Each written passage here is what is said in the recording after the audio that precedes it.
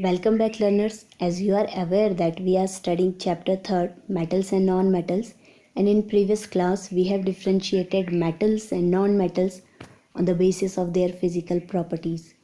Now one by one we are going to study their chemical properties. Today we are starting with chemical properties of metals, and the very first chemical property is reaction with air. When I say reaction with air, I am particularly talking about reaction with oxygen gas. Okay? Look, all metals combine with oxygen gas to form metal oxide, but there are few exceptions, like your noble metals, like gold. Okay? They do not react with your air. Secondly, the reactivity of metal toward oxygen depends upon the nature of metal. Some metals are very reactive, so they will react with air spontaneously. Some are less reactive and some are least reactive, so they will react very slow. Let us explore more. So here you are able to see the word equation. It says when metal combines with oxygen it forms metal oxide. You can see few example. When copper is burnt with air, it forms copper oxide, CuO, which is black in color, and we have studied about in chapter 1. The second reaction which you are able to see, that is of aluminium. When aluminium combines with air, it forms aluminium oxide. You have to note it, students. The rate of reaction with oxygen depends on chemical reactivity of metal, as I earlier said. Second thing, some metals react spontaneously with air, the most reactive elements. Okay, those metal who are very reactive, they will react spontaneously.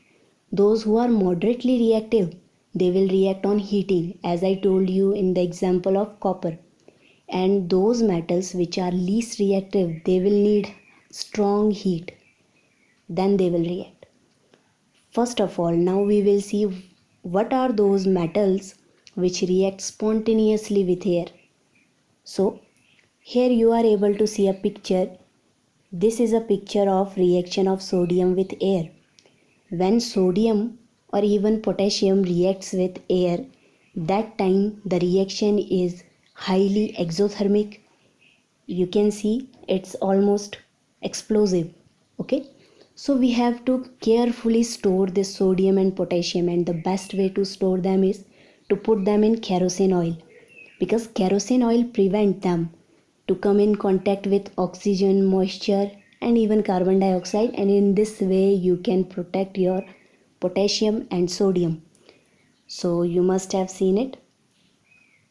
Let's move to the next topic. Now students, we will understand some more important things about metal oxide. First of all, metal oxides are basic in nature.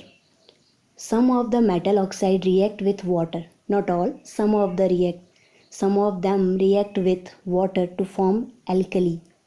Alkali are water soluble bases. So metal oxide, as they are base, they will turn your red litmus into blue.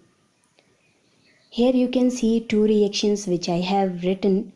Your sodium oxide when combines with water forms NaOH, a strong base, which is dissolvable in water. That's why I have written here aqueous. Secondly, potassium oxide when combines with water, it forms a similar base which is KOH, also a very strong base, which is water soluble. So this must be clear to you. Now let us understand some more point. Students, I have said that most of the metal oxides are basic in nature. Okay?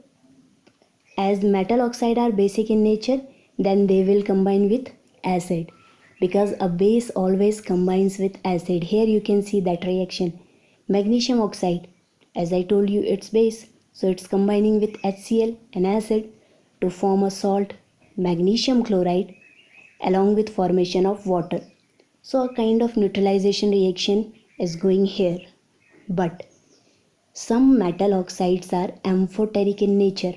Now this is a new term for all of you. You are aware of acidic nature, you are aware of basic nature. Okay, now keep in mind, if something is acidic in nature, it will react with a base. If something is basic in nature, it will react with an acid. But there are some metal oxide which are capable of reacting with both acids and bases. Now, when they are reacting with acid, they are showing a base like character. And when they are reacting with a base, then they are showing an acidic character. So, such metal oxide which are capable of showing both acidic nature and basic nature, they are said to be amphoteric in nature. Okay. So, example are aluminium oxide and zinc oxide. Now let's see the chemical reaction that will happen here. You can see aluminium oxide is combining with HCl, an acid, to form AlCl3, its salt, along with formation of water. So you must be clear about it. Now we will see what happens when it reacts with a base.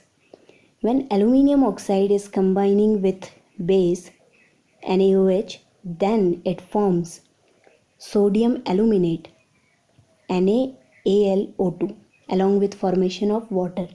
So you must be clear about amphoteric oxides.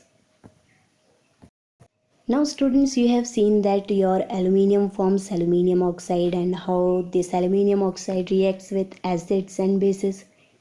Okay, aluminium is such a reactive metal even though we use it for cooking our food. Why? It must come to your mind. So I am giving you this explanation. Listen it carefully. Aluminium is a reactive metal. It forms a layer of aluminium oxide above it, and this aluminium oxide layer protect your aluminium from further corrosion. That's why we perform a special technique, a special process which is called anodizing. So let us understand more about it. First of all, students, anodizing is a simple process of forming thick oxide layer of aluminium above aluminium vessel. Okay, here aluminium develop a thin layer when exposed to air. Second thing, this aluminium oxide layer which comes above your aluminium, as I told you, protect your aluminium vessel from further corrosion. Keeping this thing in mind, in anodizing process, a thick layer of aluminium oxide is developed over aluminium just to protect it from corrosion. When we perform anodizing, then a clean aluminium article is made the anode. Okay, and the electrolyzed that is electrolyzed with your dilute sulfuric acid. During this process, oxygen gas evolves at anode where your aluminium vessel has been placed. And when oxygen gas evolves there, it reacts with aluminium vessel and makes a very thick layer of aluminium oxide above it. Now, as this aluminium oxide layer has been developed there, this layer can be dyed easily and can be given any attractive finishing. In this way, your aluminium vessel for its entire lifetime get protected from corrosion. So this is a very important technique. The things which you have to keep in mind is, first of all, why we perform anodizing? Just to prevent aluminium from corrosion by preparing a layer of aluminium oxide above it. How do we do that? By electrolyzing. And what is anode? During anodizing, the anode is your clean aluminium article. So what is the electrolyte you are using? That is your sulfuric acid. Okay, where do your oxygen gas produce? Obviously on anode. So in this way you can understand facts about this. So students, today we have understood how your metals combines with oxygen, and most of the metals they combine with oxygen, as I told you earlier. Look, there are some reaction condition. Just as I told you, sodium reacts at room temperature. Okay, magnesium and your calcium, they need heating. Zinc and iron, they need strong heating. One more thing I want to add, copper. Copper needs prolonged heating. It reacts very slowly. Okay, and iron doesn't burn. In the similar manner, some things they burn, some other metals they do not burn. So there is a range of type and chemical reaction of your metals which we have discussed. If you are having any doubt, any query, please ask. I will help you out. So that's all for today.